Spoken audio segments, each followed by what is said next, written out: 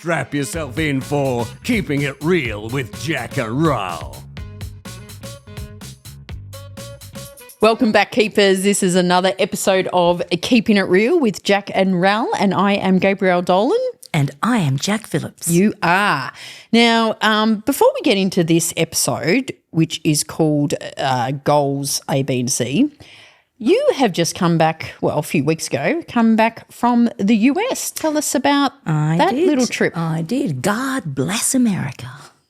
Well, I think we were the only Aussies going to the US right now. Yes. For a couple of reasons. A couple of very good reasons. The latest figures is the Australians travelling to America at the moment is tourism is down. Below COVID levels. I love it when people vote with their feet. Have you heard that term before? Vote with your feet? Yeah, definitely. I've got an eyelash or something that's annoying me, but we'll keep chatting. Jack's got one of her fake eyelashes stuck in her real eyelashes. I'm keeping it real. Are they real? Lots of mascara, not.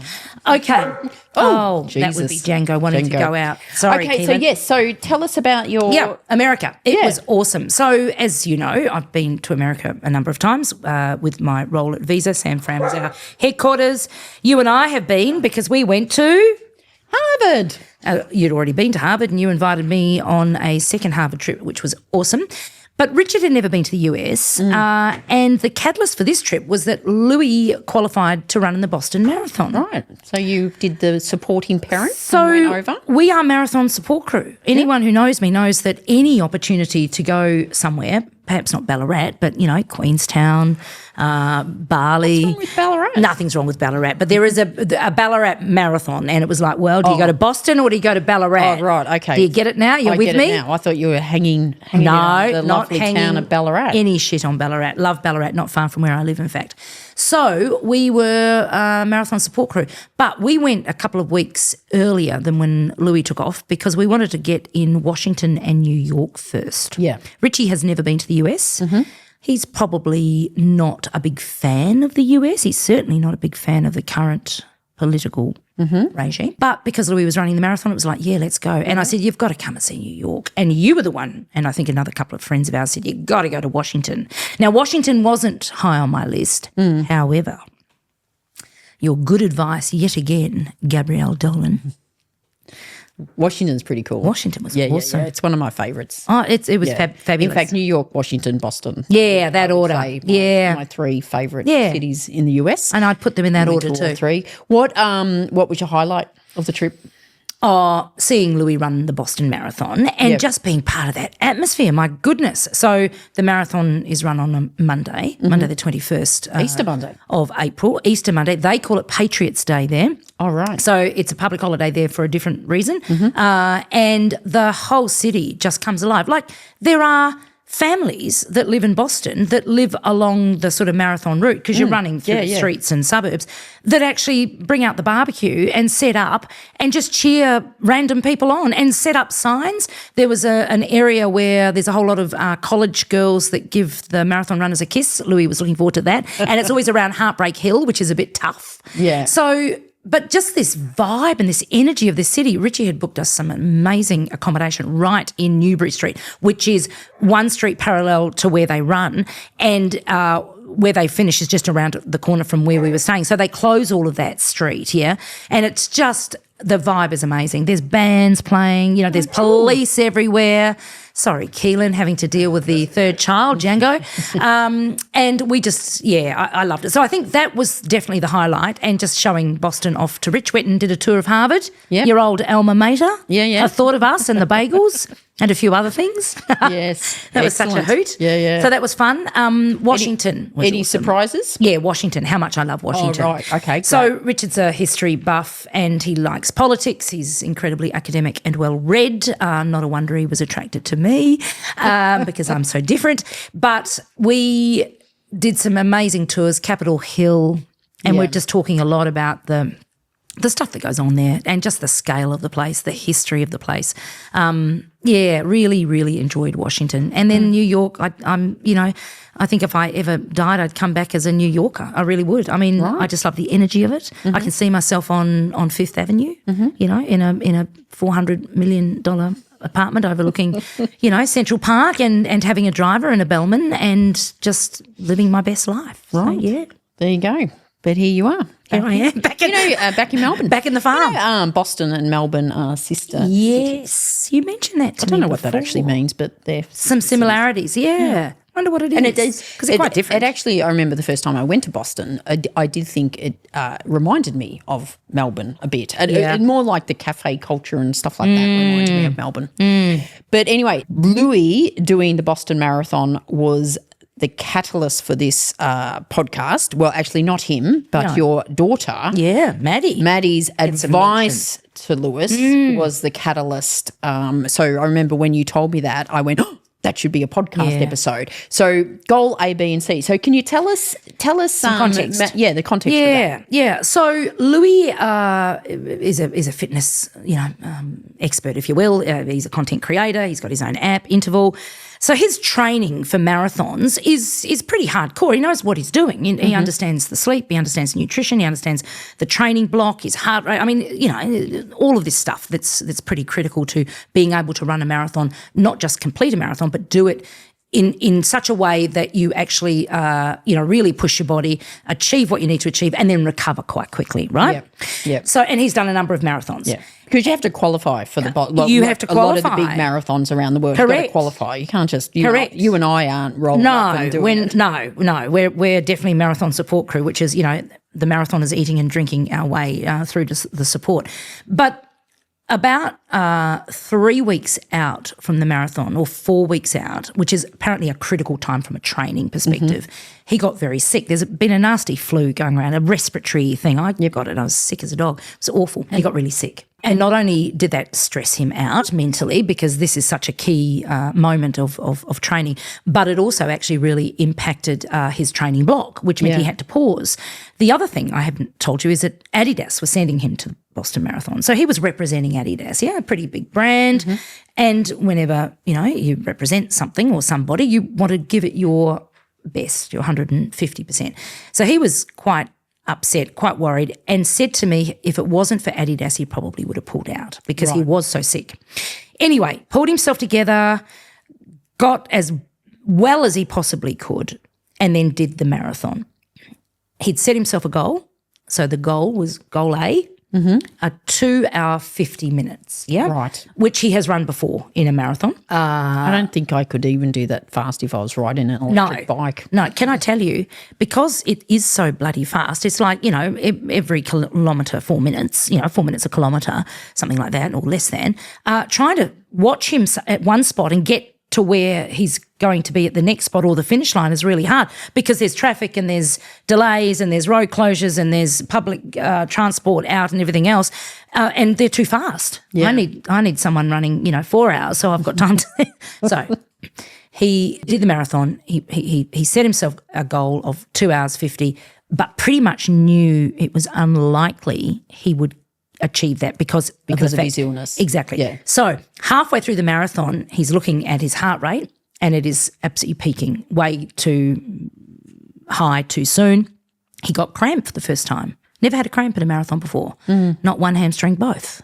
So there were a couple of things that really set him back, but he pushed on, he pushed through, and he finished the marathon in 3 hours. So his sister had suggested don't just have the goal A of sub 2 hours 50 because given the build-up, given the sickness, there's a chance that you won't achieve that. But you don't want to only have one goal whereby, I know, because he knew 10 minutes into the marathon whether he was going to achieve that or not. Yep. Or maybe certainly within 15 minutes. Have a goal B and a goal C. Yeah. So this was the advice she gave him before the marathon. Off. And she also talked about it's like about your mindset as well, wasn't it? So your goal. So I think his goal A was 2 hours 50. That's right. His goal B was 3 hours. 2 hours 55. Oh, or something. sorry, 2 hours 55. And then his goal C was 3 hours. 3 hours. And he did it in 3 hours. Yeah. Yeah. Which we said was fantastic. He was disappointed. No, 2 hours 50 was what he'd hoped to do. But he finished the marathon. He did it despite being very, very sick in the lead up to it, despite cramping, high heart rate, everything else. And his recovery was incredible. Yeah. So again, there's a whole lot of ticks there. But the benefit of not one goal but a couple of extra goals, and again, it comes back to mindset, right? Now, you jumped on this. You love this when I mention this to you, just in passing. Because to me, I think, to me, and the reason I said, like, oh my God, this is a podcast episode, because I think when you set yourself a goal, the chances are you're not going to achieve it. Like, you're certainly not going to achieve every single goal you set. That is true. But I think the goal A, B, and C, and the way it helps with mindset means when you don't reach that goal, you don't go, oh, I failed. It was like, well, I didn't achieve my ultimate goal, but I'm still doing it. So, and I thought it absolutely works with fitness. Yeah. But it works in so many different aspects of our life. Very true. Very, very true. And it is mindset. You're right. The only thing that worries me about this strategy outside of running a marathon, as an example, is does it mean it's a bit of a cop-out? And I'd love your views on that. So, I'm going to set myself 3 goals. I've got no chance of getting the first goal. That'll just be a bit of fun. And if I do goal B, well, yahoo, happy days. But goal C will do. And actually not really try because you've got this sort of, I don't know, backup. It's a good question, and I guess it depends. What I like, though, about Louis' goals A, B, and C, it was 2 hours 50, 2 hours 55, or 3 hours. Yeah. It wasn't like 2 hours 50, 3.5 hours. Our goal. 4 hours. Like, because he would, I would imagine if it was 3.5 hours, he would definitely consider that as a failure. As a failure. Yeah. So it's not about that. So your point is it's still a stretch goal, whether it's A, B, or C. Yeah. But it's just sort of giving yourself a little bit of flex. Yeah, yeah. And I think what the C goal would be is like almost go, I would take that. Yeah. You know what I mean? I would still take that. That's still a goal. That's still a goal. I would still take that. Point, Raoul. I for work-wise sometimes, and I do this, I set sales goals, like, how many sales are you going to make a year? And I will often have a stretch goal of A. Wow. And then a bit of a B. You're good. Can I just say that? I don't think I've ever, since I've been working for myself, my goal is like, get to Friday afternoon and open a bottle of Wild Duck Creek Estate. That's my goal. Here you are setting goals and sales targets. I love it. I need you as a mentor. I guess that's why I'm successful. And as for me, living my best life. Yeah, and you're just waiting for Friday while you're not living on that apartment on Fifth Avenue. That's why, baby. I'll rent mine out to you. You will. God, no, you'll be having me stay for free. I won't be able to afford to rent it. But, a mentor of mine once said, and once I sort of said, what if you set a really ridiculous sales goal? Yeah. And it was interesting. He said to me, there's a lot of people I wouldn't recommend that to. Interesting. But he said to me, he goes, but I know you will treat it with the playfulness that it deserves. So I think that's part of the mindset too, to say, yeah, this is my really stretch goal, but I know it's a massively stretch goal, and the playfulness, it was like, oh, let's give it a crack and I was see just what going to would happen. say, so that competitiveness, that like, why not? Why not? Let me at it. Yeah. But knowing if I don't get it, like that's right. Okay. That's all right. It's not a hill to die on. Yeah, exactly. So, but knowing the C goal is still pretty good. I worked for a great leader, and I've mentioned this person many times, and the sales targets used to be set for this particular business, and he used to say, here's the goal, and everyone would groan around the executive leadership team, and now we're going to go out and tell our staff how the hell are we going to do this, and he would keep an absolute straight face and say, no, we can do this. I believe it. I reckon we can do it. Give me reasons why we can't, and maybe let's talk through strategies as to how we can absolutely achieve it. And it was often a really silly goal. And a number of times we did it. We achieved it. And the times that we didn't, we got bloody close. Yeah. And his point was, and he would only ever share this toward the end of the year, this is in the first year that he set this for this new team, was that if I don't set it that high, you never get then we'll never, ever even get close. Whereas if I set it that high, not only did we achieve it once or twice, but we got really close, which is better than what other targets might have actually allowed us to do. So there is something in it if I think you've got the right people. So I think your friend's advice is good. Yeah, because if you think like in that situation, if you just set the target as your C goal, that's the target, you still might not get that. True. You might get it. I think on how that works, and it sounds like your boss was like this. It was the A, B, C goal. Yeah. But if you only got the C goal, he wasn't having a go at you for not getting the A goal. And I think that's where it's different. You can set ridiculous goals, but if you're going knowing it's a stretch target, and if we don't get it, what the hell, we gave it a good crack, as opposed to why didn't you get it? So that again, it's the mindset you take into the A, B, C goals. So if you're somebody with quite high anxiety and you're part of a team or you're an individual who is setting yourself some goals, could this backfire on you? I think it's a good question. I think if people are, what I think would backfire? I think if people see not reaching a goal as failure. So maybe it's not anxiety as much, but it was like, why would you set that goal?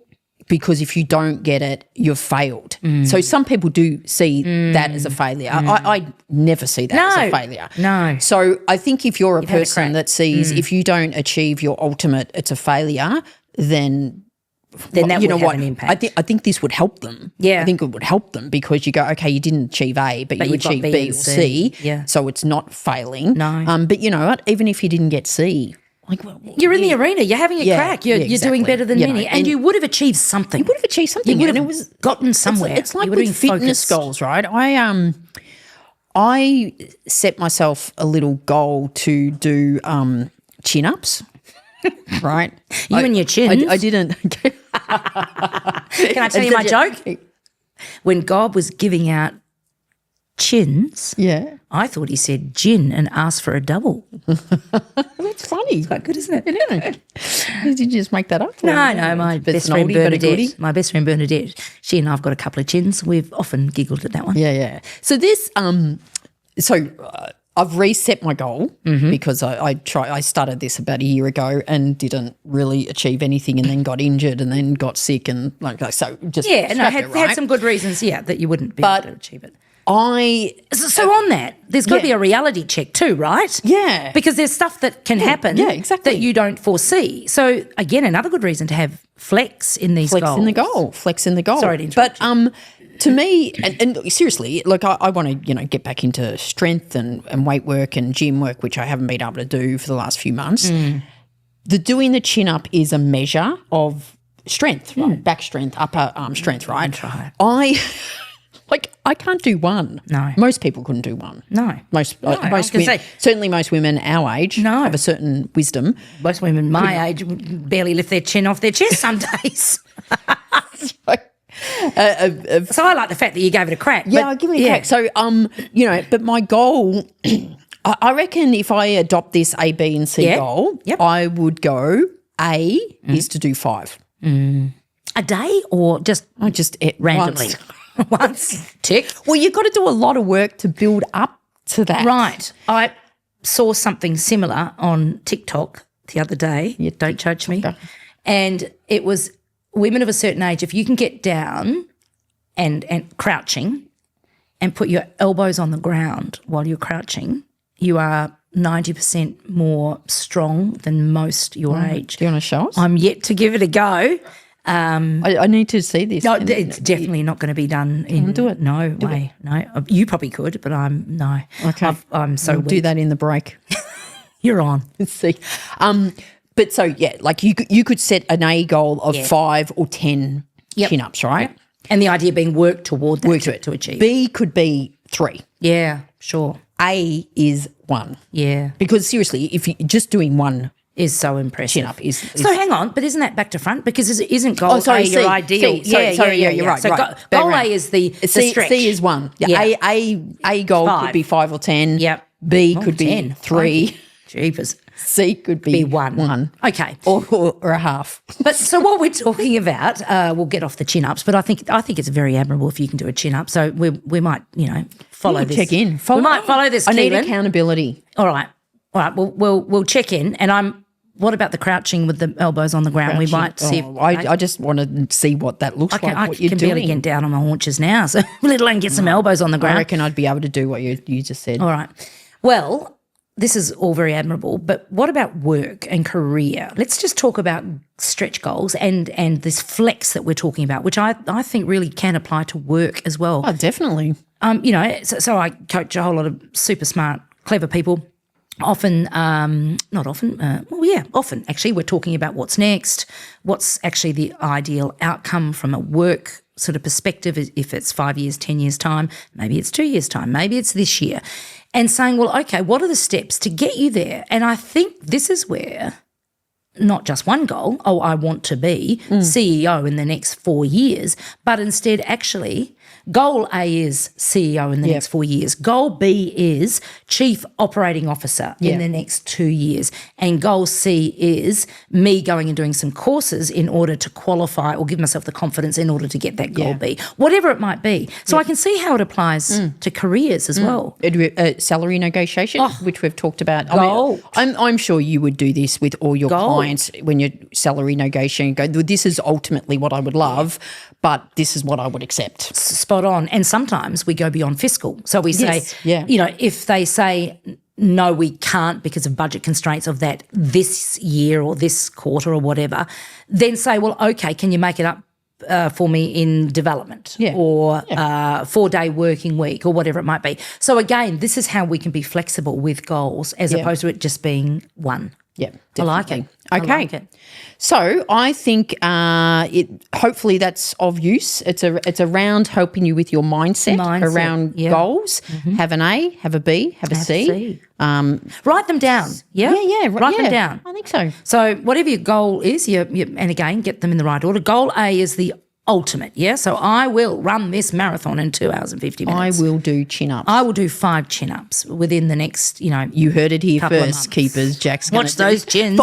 5 chin-ups in the next couple of months. I was actually parroting you. I have no desire to do chin-ups. I think they look ridiculous and I'm very happy with my chins. But the idea being have some flexibility. It's a mindset game and I like that a lot. So even if you're somebody who gets a little bit, I guess, anxious about these things or lacks a bit of self-belief, well then say, well, what do I think I can do? Yeah. And you say it's not a cop-out and I like that. No. I like that. And I think also what we've just done here is tell someone so now you're accountable. Ooh, that's tough. Okay. Spot on. That's it, keepers. I'm going to go do some chin-ups. Jack is going to do some... Get on my haunches. Chin-ups. And this has been another episode of Keeping It Real with Jack and Raoul. As usual, if you liked us, give us a rating, share it with your friends, and we will speak to you next week. Bye. You've been listening to another episode of Keeping It Real with Jack and Raoul. If you like what you've heard, don't forget to tell others about it and give a 5-star review. They may seem confident, but they really are sensitive 5-star needy souls. Yeah, right. Keeping It Real, created by Jack Phillips and Gabriel Dolan. Produced by Keehlan Ferrari-Brown. And this really real voiceover, spoken by Richard Phillips.